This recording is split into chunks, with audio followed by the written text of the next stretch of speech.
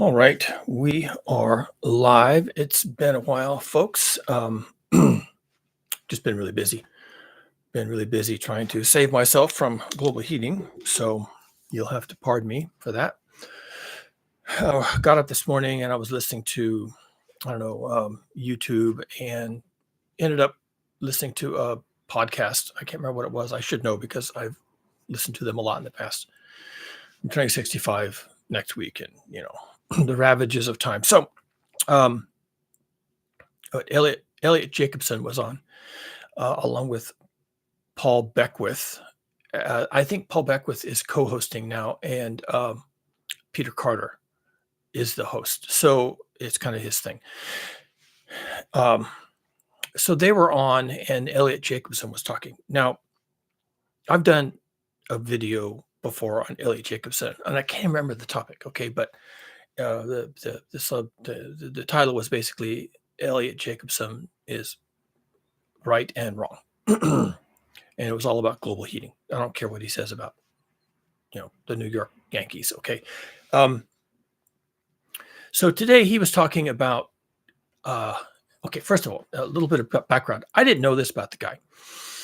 He's been talking about climate change a lot, which is the only reason I ever let him into my cognosphere. Okay. But he's always been a little bit suspicious to me. And so I listened to him and just to hear what the guy has to say. But I generally get turned off pretty quick. And I even did a video that I don't know about this guy. Here's his background. Now, I'm sharing his background because I think it's important. I am not a person to kill the messenger. For one thing, I'm a messenger. So why would I want anyone to take that approach? I'm also not really an academic snob. I think insights and wisdom, literal wisdom, can come from all corners. And that's one of the reasons why we need to have a diversity of voices in all of our really big problems. Okay. And we don't have a diversity of voices with regards to global heating and the resulting climate change. So I'm not going to say that someone's credentials or whatever are inadequate to lend their wisdom, but I will take issue if they're speaking to science and their credentials don't line up. Okay. I think that's a fair thing. I think that's a fair thing to say, because if you're going to talk about science, you'd better understand the fucking science. Okay. You just need to. You can't be an NRA gun aficionado and talk about climate science because you're a gun aficionado. If you have wisdom about it and you want to share your opinion and you want to help elucidate us on another line of thought, that's fine. But if you're going to talk about science, you need to be able to speak that language. I don't know how to say this properly. It sounds snobbish, but it's not snobbish. It's language, it's narrative. You need to be able to speak the language and understand the process. Now, Eliot Jacobson revealed today on this podcast that he's a mathematician. Mathematics, most people don't know this. Mathematics is not a science. They don't teach you science in mathematics. Now, you can learn science on your own. You can read a lot of science papers, and maybe you can learn some science on the way. But a mathematician does not automatically claim to be a scientist. I want more credentials than that. Now, the reason why I'm criticizing Eliot Jacobson today for being a pseudoscientist and actually a mathematician is he got the math wrong. He got the fucking math wrong. He tried to apply mathematics to Earth system dynamic, and he fucked it up. He did. It pisses me off. Now, in fairness, there's a lot of scientists who actually fuck up Earth system dynamics. I'm a dynamicist, okay? So I understand how easy that is. I've been doing dynamics my entire scientific career. That's my DNA. Is that okay way to put it? In fact, I was doing system dynamics probably when I was 8 years old. Really, it has to be in your DNA. It isn't even something that you can learn. Maybe they can teach it, although I haven't seen too much of that. By the way, there isn't a lot of curriculum on Earth system dynamics, but I picked it up. I picked it up on my own, and I am a dynamicist. It's in my DNA. But you don't just slide sideways into discussing Earth system dynamics from a mathematician's background. It's not going to work. It's so much more complicated than a bunch of numbers. rant aside, he fucked up the math. Let me explain it to you. And the irony is,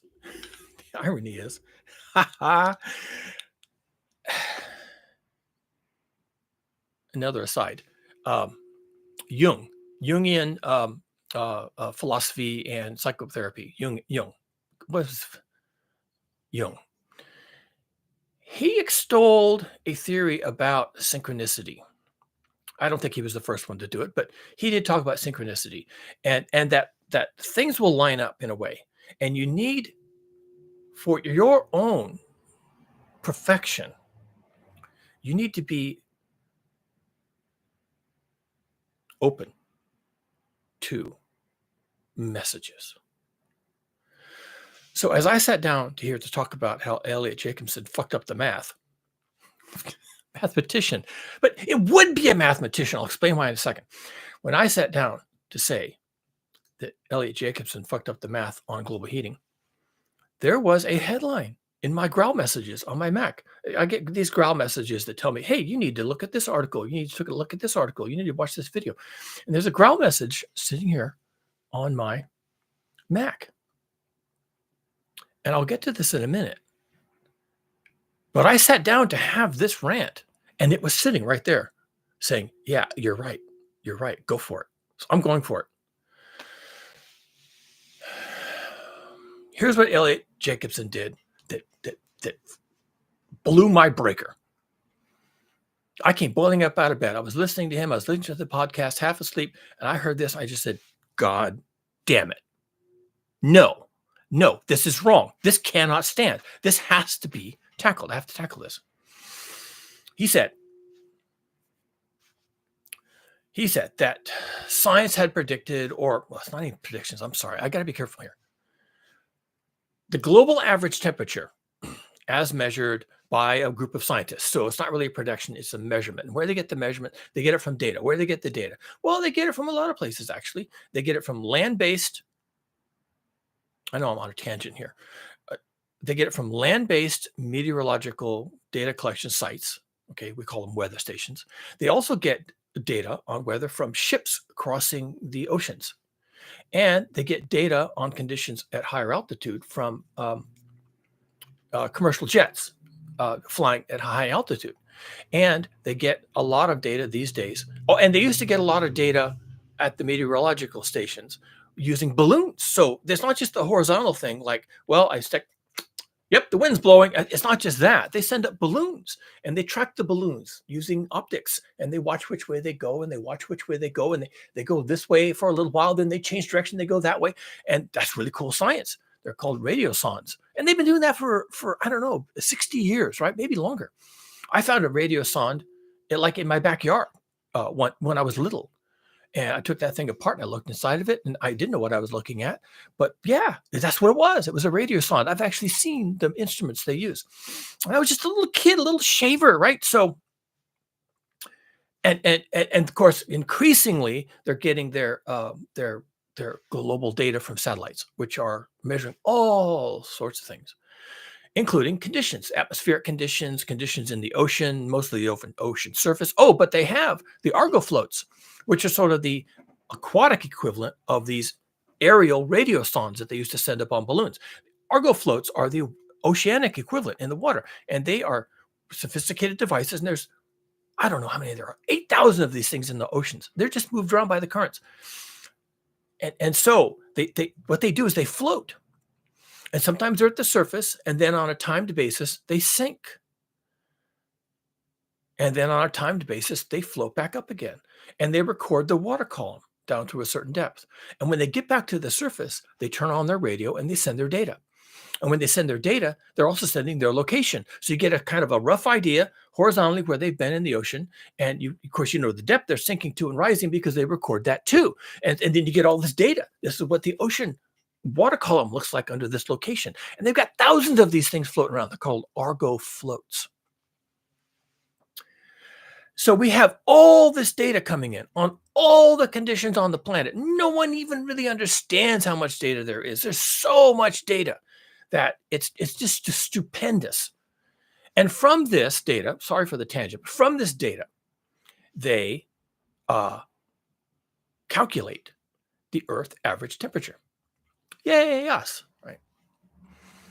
Now, I've been having a problem with this Earth average temperature for a long time, actually, for many years. I don't even care anymore. Sometimes if it goes up to like some stratospheric level, I say, oh, well, that's kind of interesting.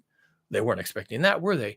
Was that in the models? Was that in the IPCC report? Was that discussed at the COP, in Dubai? I don't think so. So that's something new. I wonder what they're going to say about that. I wonder what their excuse is going to be. I wonder what they're going to say about that. So yeah, I pay attention to the Earth global average, which, by the way, is knocking on 2.0 above pre-industrial baseline. They weren't ready for that. Okay, that was supposed to happen in the year 2100. Hey, well, we're there. All right, let's see what happens after today. I thought they would cross 2.0 maybe towards the end of summer, maybe in the middle of summer, but no, we're celebrating the first day of spring, and we're knocking on the door of 2.0. Wow. Okay, so here's what he was saying, that he was criticizing a group of scientists who, based on the data, as I have laboriously outlined, based on the data, that they were calculating the Earth's average global temperature as being 1.2 above pre-industrial baseline. That's 1.2 degrees C above some period of time in the past. So if there hadn't been any global heating, then the temperature today would be 0 degrees above what it was in the past. So it's not like it's going to be 0 degrees and we're all freezing, we're all dead. It's the anomaly, the departure from the average is 0. If all things being equal, given the temperature in the past and given that nothing else has changed, I mean, we don't have two suns all of a sudden or whatever, given the average temperature in the past, the temperature today ought to be the same. So the departure should be 0. That's how we talk about it. But no, it's not 0 because the globe is, I'll say it together, heating. So because the globe is heating, it's going to be above that baseline.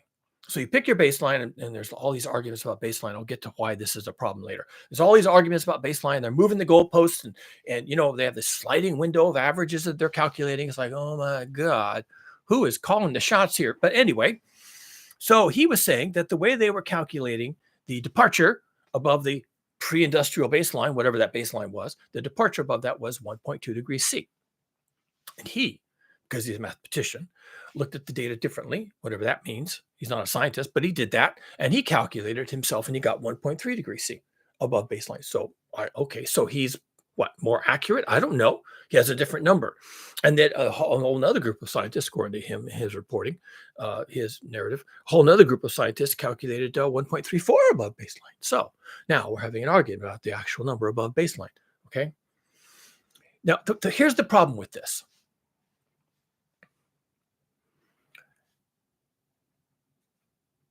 The average is actually meaningless, and it's dangerously incorrect. Okay, that's in the title of this video, and I'm going to do 2 more videos. I've been having a bad morning. Okay, I've been having a bad morning because I'm having a bad morning. You're going to suffer. Everybody suffers when I have a bad morning on this topic. So I had a bad morning, and I have 3 videos lined up. I've got to get through this one real quick so I can go smash the other guy in the head. The reason why it's dangerously incorrect, the reason why it will prove to be abundantly lethal, it is dangerously incorrect. And I'm not talking about it's inconveniently incorrect. It is dangerously incorrect, because the analogy, which will prove to you why this is dangerous, is the following. You take a person and you turn on the oven, and you open the freezer, and you position the two, and you put the person with their feet in the oven and their head in the freezer, and you measure their temperature after a while, and you say, oh, look, they're only their body temperature, and you measure right in the middle, right on the navel. The body temperature. Well, it's 1.3 degrees C above normal. That's a little warm, but it's not too bad. All right, they should be fine. Meanwhile, their head is a block of ice, their feet are fried, and this person has died. So this is the analogy, that taking the average of a set of extremes is demonstrably and dangerously incorrect. It is the wrong method. That's how we say it. You have done something that is incorrect. It's not that I disagree with you philosophically or something. It is incorrect. And only a mathematician would make that mistake. Oh, give me a bunch of numbers. Oh, there's so many numbers. There's numbers way down here in the freezing, and there's numbers way up here in the boiling. And I just, whatever, average them. Okay, now I got one number. Yay, I'm a mathematician. I've won the battle for rightness and correctness. No, you just fucked up, Eliot. You just fucked yourself. Yes, I'm mad this morning because this has been going on for a long time. I gave up on this whole discussion about how far we have above the pre-industrial baseline. It's a number, and it's wrong. It's wrong. And the reason why I made a big deal about my growl messages is right over here. I'm going to put my glasses on. Right here, it's telling me for the YouTube channel, Just Have a Think. David is a good guy. I like his stuff. Sometimes I disagree with him, but he's just reporting the news, right? So maybe I disagree with his choice of topics. But anyway, Just Have a Think on YouTube. The title of today's talk, which I'm going to have to go watch now, but it doesn't matter because I already know what the topic is. The title of his talk is, Europe is cooking at double speed. Are Europeans ready? So basically, their feet are in the oven. Someone else's feet is in the oven. This is global heating. Go to Alaska and talk to the native Alaskans. They're going to have to abandon their villages. And I've been seeing lots of documentaries on this. And they're trying to pull on our heartstrings. Oh, they're so sad. And look at the little children with no shoes. Okay, they're going to have to abandon their habitat. They're going to end up living in Wyoming. Alaskan natives are going to have to move to Wyoming and pretend to be Cheyenne and to blend in somehow because they're losing their habitat. They can't live up there anymore. Their homes are falling into the sea. And every time, and their homes are on skids, by the way. They didn't used to be. Their homes are on skids, and they drag them up the beach. They have tractors, and they drag their homes further up the beach. And then the next year, they drag them further up the beach. These are not sandy beaches. These are rock beaches. They're cobbles, this big around. What's happening up there? What's going on up there? Well, they'll tell you. There's no ice. And the ice used to be, in the winter, the ice would get pushed up against the beach where their homes are. Their homes aren't right on the beach. Okay, that's what you do in Florida because you're retarded. Their homes were like 50 feet up the beach, this gravel beach. And the ice would get blown up against the beach. And ice would get stuck on the beach. And then when in the same winter winds would blow huge waves in, and these are like 20-foot waves, right? Enormous waves, freezing waves, full of ice, and you're blowing all this ice. The ice that was beached on the shore would protect their homes from the sea. Oh, that's kind of nice. That works out really well because there's a lot of ice up there, isn't there? No, there isn't a lot of ice up there. There's no ice up there. There's no ice. And so now their beaches are eroding. Where's the ice? They don't know where the ice is. There's no ice. Well, I tell you where the ice is. It's water in liquid form because it melted. That's how that shit works with global heating. And those people can't stay there. They're going to keep hauling their little shacks on skids, hauling them up the beach with their tractors until they hit the forest. And they're done. They're done. And they have to abandon their homes because now the waves are crashing into the forest. And what are they going to go do? Live in the forest like Robin Hood? No, they're going to move. They're going to come south. They're going to, they're U.S. citizens if they're living in Alaska. So they're going to end up living in some part of the United States, long way from where they expect to live, where they were born. They're going to have to come down here in the lower 48. Or maybe they'll move to Hawaii. I don't know. They can blend in Hawaii. They can blend in Wyoming. They can blend in Washington State. Yeah, I'm from Alaska, but I'm not from there anymore. No one's from Alaska anymore. Place is done. Those people are done because of global heating, and it's not 1.3 degrees C above baseline that fucked them. It's 10 degrees C above baseline. It's 12 degrees C above baseline. It's melted all the ice. They have no ice. Europe is going to be is double heating. They're double rate. No, they're not warming at 1.3 degrees C above baseline. They're warming at 4 is the last I heard. Like last summer, it was 4 degrees C above baseline. And it's probably going to be 6 or 8 if it's really doubling. I haven't watched the video. Maybe I should do my homework. But I don't care.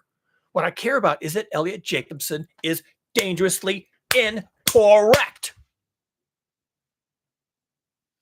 You can't take the average of all these rolling disasters and say, oh, look, it's not too much of a disaster. It's just a little tiny disaster. Well, for the native Alaskans, it's a fucking disaster. And for the Europeans, it's going to be abundantly lethal. Lethal. You're wrong, Eliot, Jacobson. Shut up. Either understand that it's the extremes that matter, or just shut up about it. And stop bragging that your calculation is better than these other guys' calculation. This entire calculation has to stop. We don't care about the average. Shut up about the average. The average is not going to be what kills us. It's the extremes. It's the extremes. They're going to kill us. People in Europe are going to die. They're experiencing global heating at twice the rate that they were. And they were up to 4. What are they going to do? What if it hits 6 degrees C above baseline? What if it's 115 degrees Fahrenheit hotter than it should be? And they're used to getting 100-degree days and calling that hot, and all of a sudden it's 115 degrees Fahrenheit hotter. Wow. Can you survive 115 degrees when you are accustomed to 100? And in Europe, they don't even get that. A hot day in Europe is probably 95 degrees, 90 degrees. Okay. It's going to be 15 degrees hotter than that because of the fact that they're not getting the average. They're getting one of the extremes. And the extremes are coming from all directions. The oceans have never been hotter. Oh, but that's El Nino. But you think so? I don't think so. I've seen the charts. I've seen the numbers. We've always had El Ninos and all that data. There's been El Ninos for 30 years that we've been studying El Ninos, and we have the fucking Argo floats telling us what the temperature is in the ocean. Excuse me. No, it's not. It is not from El Nino. Yeah, there's an El Nino, and it's not even a particularly strong one. It's just sort of a modest El Nino, and we're going to get a La Nina after that. But the temperatures in the oceans were established during the La Nina. The El Nino comes along and maybe it moves the hot water around a little bit, but it's not going to change the global average. And yet here we are in an El Nino. People are saying, oh, it's just the El Nino. No, it isn't. No, it's not. That's not in the data. The data is not supporting that inference at all. Sorry, excuse me. Back up. Look at this again. Let me show you how this works. Okay. Here's an El Nino. Here's an El Nino. Here's an El, and this is this year. So what is that? You explain that to me. Well, it could be the El Ninos down here. No, up here. What's going on? You explain it to me. Yeah, the oceans are boiling hot, whatever that means. Doesn't mean they're bubbling, okay, but they're hot. It's not the average, Professor Jacobson. Stop doing that. It is dangerously incorrect. It is the wrong methodology. You are taking the wrong approach. You are sending the wrong message. You don't understand Earth system dynamics. You should learn something about Earth system dynamics and the importance of high amplitude variation. You need to start thinking about chaotic elements and disruption of a dynamic Earth system, or you should just, oh, I don't know, shut up about it.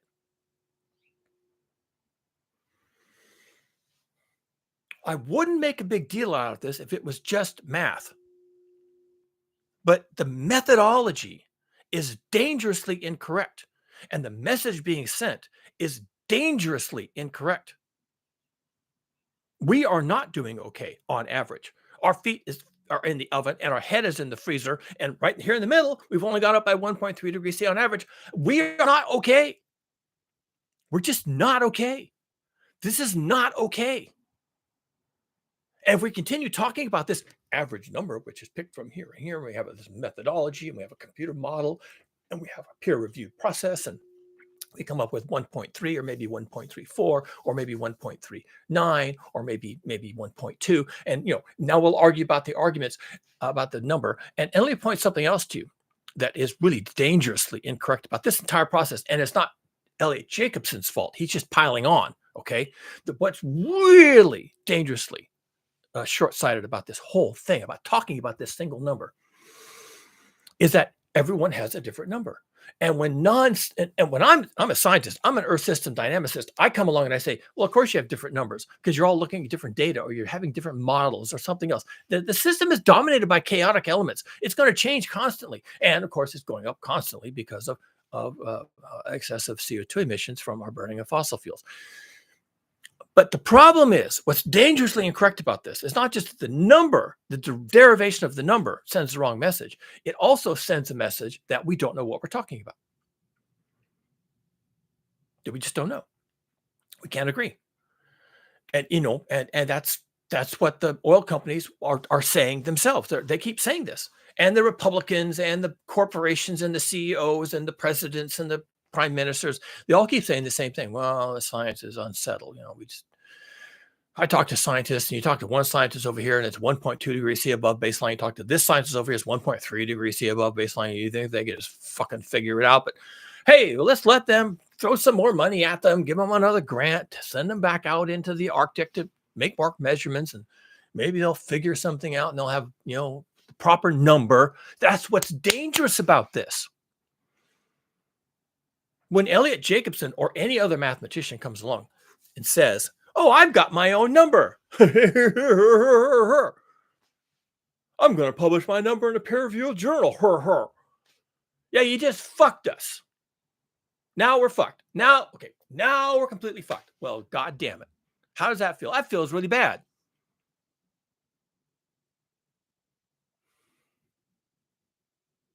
It's not helping. It's not helping.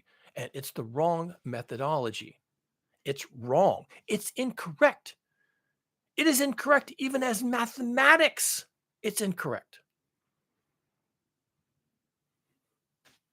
You think a mathematician would know that. But he doesn't know that because he doesn't understand. He trots out his mathematician's credentials, and he does math. And we're supposed to say, that's interesting, math. He does math. He's a professor of mathematics. He works for the casino industry. He must be pretty good at math. I can't do math. If I could do math as good as him, I'd probably win at roulette more often.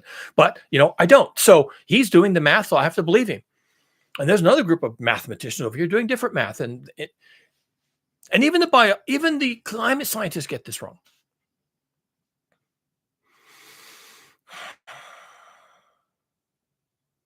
I keep coming back to the same point. We are well and truly screwed. We are well and truly screwed. Even the best people we've got screw us. We're screwed. We're finished. We are not going to turn the corner. Not with this kind of discussion going on. Self-defeating doesn't even begin to describe it. That's all I got to say about Eliot Jacobson. I'm sure he's a nice guy. He's doing his best. He's trying, right? Everyone's trying. They got, it's the 4 blind men and the elephant. And one thinks it's a rope, and one thinks it's a tree, and one thinks it's a wall, and one thinks it's a snake, and they're all doing their best. But what is it again? What's their problem? They're blind. And their blindness is they can't see the earth as a dynamic system, as a whole system. It's too complicated. And let's face it, you can't write grants to study that. You can't teach that in college. They don't teach that in college. They can't. There's no topic. And if I didn't have the instincts for it, if I wasn't simply born with the instincts, whatever the fuck that means, how did I come up with it? How was I able to figure this out? How can I see through the fog? I don't know how I see through the fog. I see through the fog. Oh, and by the way, I do that in a lot of places. I can see inside machines, believe it or not. That's hard to imagine. I can see inside machines. I do it all the time. I can see inside electrical systems. I do it all the time. I work with machines and electricity, and I work with computers and computer programs. I can see inside machines. It's the same mindset. I see it as a whole. I see the gears, and when I can't see them, I sense them. I got instincts. There's a gear in there, and it's turning this way, and it's meshing with a different gear turning this other way, and you put an input in here, and you get an output over there, and I understand the workings of this machine. I've always been able to do that. That's what makes me a scientist. I've always been able to do that. And Eliot Jacobson, you're not a scientist. You don't get it. You need to just shut up about it or educate yourself on Earth system dynamics. And what the problem is, and you could talk to this. You could actually be a leading voice. You could talk to The problem with calculating the average global departure from a pre-industrial baseline, you could talk about why that's screwed up. You could talk about how dangerous that is. You could talk about how that is mathematically the incorrect process. Help us come up with a different process. You're the mathematician. You should understand how incorrect this is. And no, I don't mean put error bars on it. Just shut up. It is inherently incorrect to do that in a dynamic system dominated by chaotic elements. You need to figure out another way of telling us that we are screwed. If you can do it with mathematics, please do. But do it. Europe is about to be on fire. As of today, there's the headline right there. Europe's going to be on fire. What does that mean? I don't know. Figure it out for us. How bad is it? How bad is it going to get? Talk to that. Stop talking about the average. I'm done. I am so done.